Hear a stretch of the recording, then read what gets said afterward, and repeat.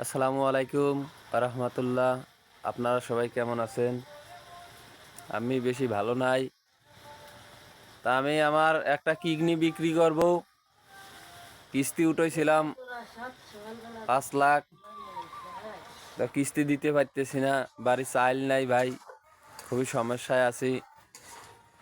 তো ঠিকমতো খাইতেও পারতেছি না ভাই, তো খুবই আসলে কষ্টে আছি।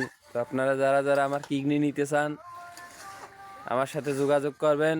আমার বাড়ি নটাপাড়া লক্ষণদিয়া, রাজবাড়ী জেলায় অবস্থিত এই গ্রাম।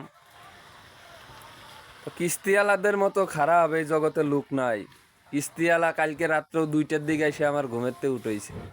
আমি কি আর ঘুমাইতে পারি টেনশনে?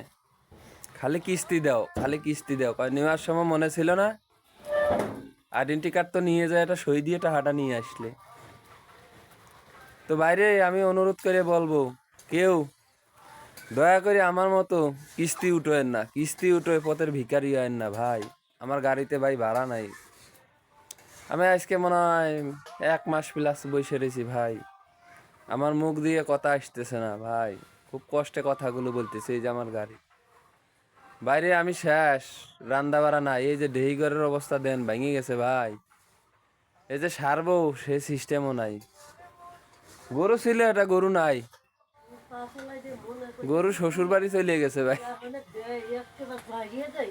গরু শ্বশুর বাড়ি চলে গেছে।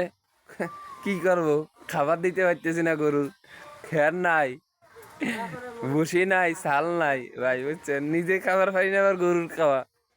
তো যাই হোক ভাই, কিস্তি আপনারা কেউ উঠায়েন না, কিডনি বেচেন না। ইদানিং খালি ফেসবুকে ঢুকলে দেখতেছি